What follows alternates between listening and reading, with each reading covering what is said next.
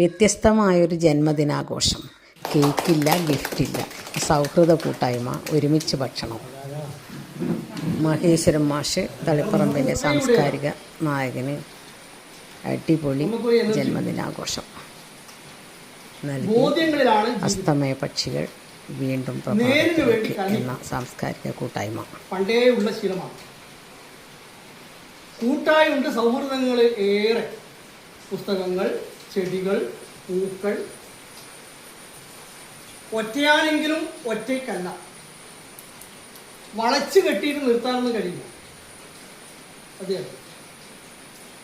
സ്വന്തം കാലിൽ അടിയുറപ്പോടെ മുന്നോട്ട്. നെറികേടിനോട് സന്ധിയില്ല, പോടാ എന്ന് പറയാൻ മടിയില്ല.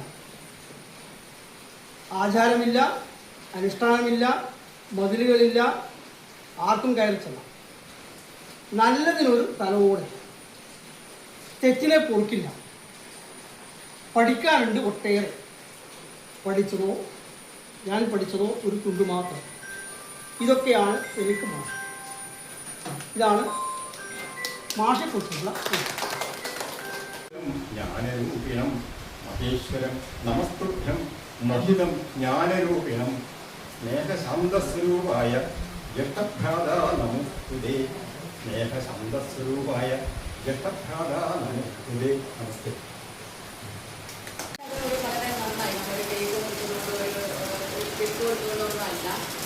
ഇന്ന് നമുക്ക് നമ്മുടെ സീനിയർ എന്ന മെമ്പർ എന്ന രീതിയിൽ മഹേശ്വരൻ മാസ്റ്റർ നമുക്ക് കൊടുക്കാൻ പറ്റിയ ഏറ്റവും വലിയ ഗിഫ്റ്റാണ്. ഇന്ന് നമ്മളെല്ലാവരും ഒത്തുകൂടി നമ്മളെ വിഷയം ചർച്ച ചെയ്യാൻ വേണ്ടി പറഞ്ഞിട്ടുണ്ട് ഭക്ഷണത്തിന് ശേഷം. അപ്പോൾ നമ്മളത് ഒന്നിച്ച് ഭക്ഷണം കഴിക്കും. വലിയ രീതിയിലുള്ള രാഷ്ട്രീയ സാമൂഹിക ഉത്സവം മലയാളത്തിലുള്ള വലിയ രീതിയിലുള്ള നിരവധി ശക്തികളുടെ കടന്നു കയറിയില്ല. നമ്മുടെ എഴുത്തുകളിലോ അല്ലെങ്കിൽ നമ്മുടെ പൊതുജനങ്ങളിലോ ഒന്നും തന്നെ നമുക്ക് കാണാനേ കഴിയില്ല. ആ നമ്മുടെ ജീവിതത്തെ അല്ലെങ്കിൽ സാമൂഹിക ജീവിതത്തെ അടയാളപ്പെടുത്തുന്നതിലേക്ക് പോകുന്നു. അതുകൊണ്ട് ഏത് രീതിയിലാണ് നമ്മൾ മുന്നോട്ട് പോകാൻ ഉദ്ദേശിക്കുന്നത്? എല്ലാ തവണയും ഞാൻ നാട്ടിൽ വന്ന് തിരിച്ചു പോകുമ്പോൾ കൊണ്ടുപോകുന്ന സാധനം അപ്പോൾ സ്ഥിരമായി പോകുന്നതിന് തൊട്ടടുത്ത ദിവസങ്ങളിൽ ഞാൻ പുസ്തകം വായിക്കുന്ന പ്രതീക്ഷയുണ്ടായി. മാഷ ഭാര്യയും മാഷ എനിക്ക് പറഞ്ഞു. മാഷക്ക് എൻ്റെ ഓർമ്മയുണ്ടാവുന്നില്ല, ഒരുപാട് ആളുകൾ പുസ്തകം വായിക്കുന്നതായി. ഞാൻ പലപ്പോഴും സംസാരിച്ചിട്ടുണ്ട് മാഷോട്.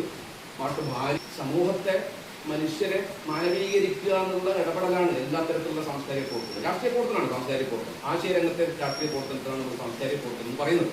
പക്ഷെ നമ്മൾ പലപ്പോഴും സാംസ്കാരിക പ്രവർത്തനം എന്ന് മനസ്സിലാക്കി വെച്ചിട്ടുള്ളത് ഈ കെട്ടുകാഴ്ചകൾ, ഇങ്ങനെ എന്തൊക്കെ സാംസ്കാരിക സായം എന്നൊക്കെ പറഞ്ഞ് കുറേ സിനിമാറ്റിക്